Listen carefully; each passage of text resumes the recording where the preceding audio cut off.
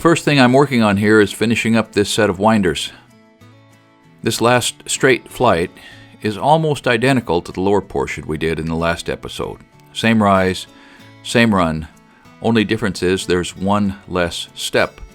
And this time they are fastening with joist hangers to the LVL beam that we installed at the top of the opening.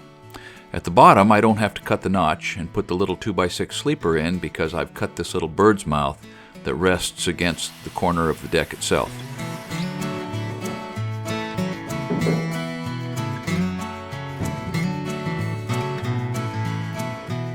As you can see, I have an extra stringer here on the right side in this set of steps. The one against the wall butts into the corner, and the second one runs by the side of the post. I had some extra material and decided to make sure the bottom tread had plenty of support. Overall, I'm really pleased with the way these stairs turned out.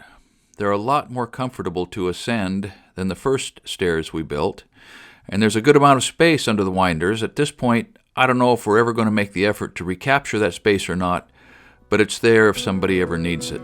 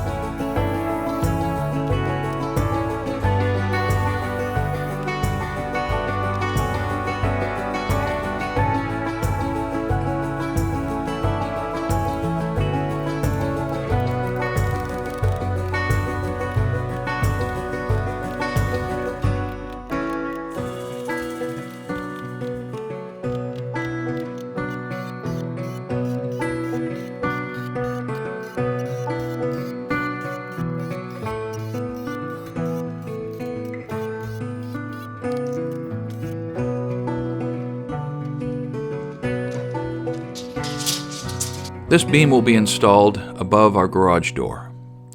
It's functioning as a header the same way we installed headers over the windows and door openings in the house. I always order big beams like this at least 1 foot longer than I actually need. It gives me just a little extra room in case I cut or measured wrong. I also ordered the beam 2 inches deeper than was specified by our engineer. It cut out the need for an extra plate at the top and provides just a little insurance that this opening will never have a sag in it.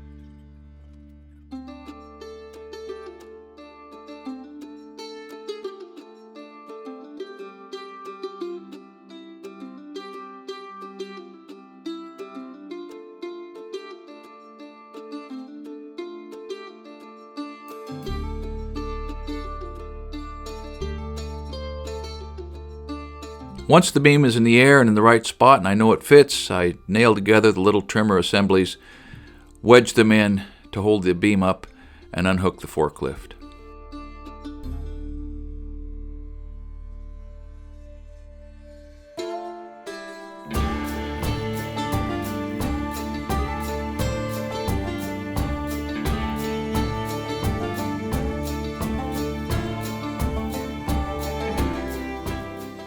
These short walls at each end of the garage opening are brace panels and are providing lateral stiffness at this end of the house.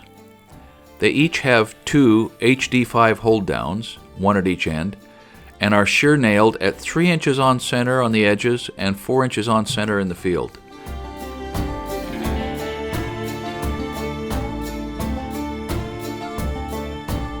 If you've been watching this series from the beginning, you'll probably remember that these hold downs extend deep down into the stem walls and are grouted in place.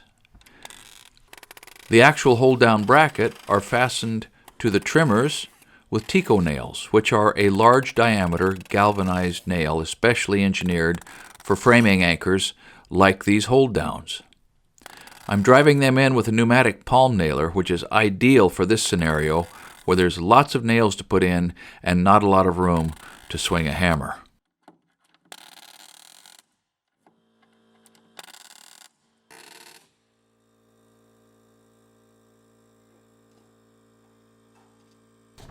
Lots of guys hang shear wall sheathing by themselves, and there are some tricks.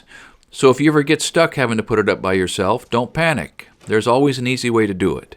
In this case, just push a couple of 16-penny nails in between the mud sill and the top of the stem wall, letting them stick out, an inch or an inch and a half, and then rest your sheathing on them.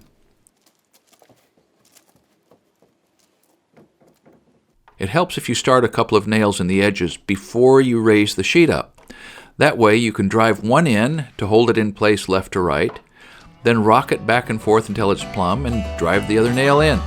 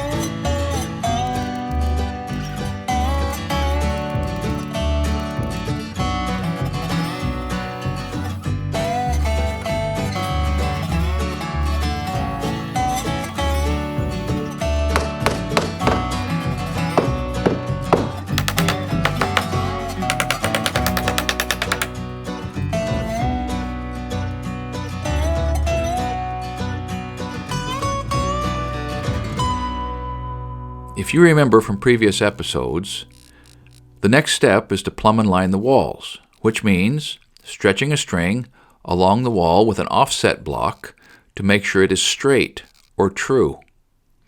I'm actually doing two things at once here. I'm lining the wall from side to side and shimming it up until it's flat. For some reason or another, earlier I had measured and decided to build this wall a little too short. I do not remember how or why I made the mistake, but it's not a problem.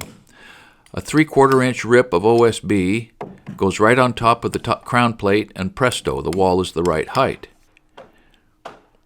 The shims I'm putting in between the top plate and crown plate fix a little belly in the block stem wall. If I didn't do this, our floor joist would sit a little too low on one side, and we could have an entire portion of our bonus room floor that wasn't flat. It's much easier to correct that right here and right now, instead of trying to shim the joists or even the deck itself. These two concrete stakes are a system for applying pressure at a specific point. You can see how the lumber is working as a lever and giving me just the pressure I need.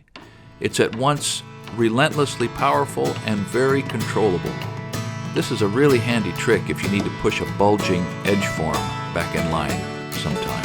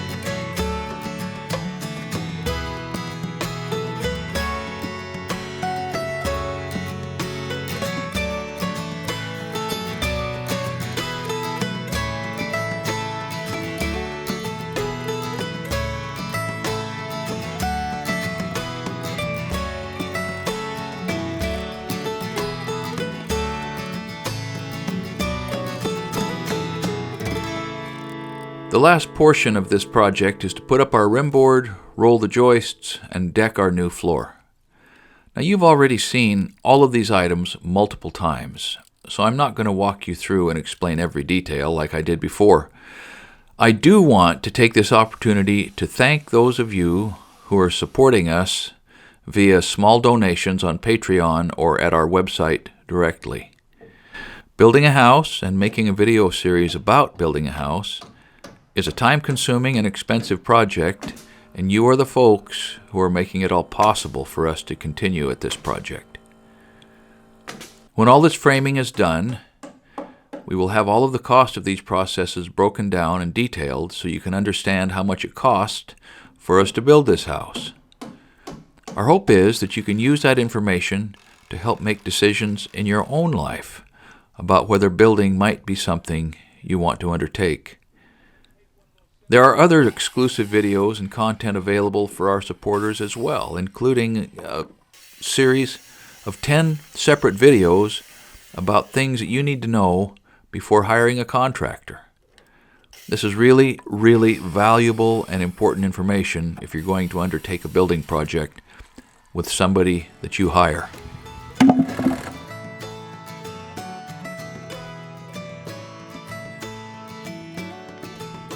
I'm leaving the decking of this garage to Daniel.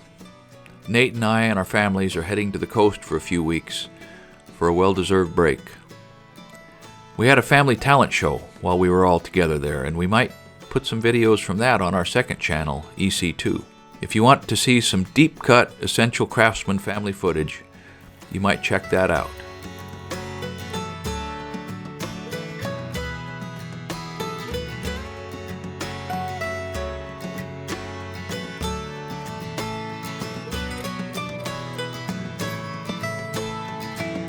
In the next episode of our series, we'll be building and standing up a couple of walls on our second floor.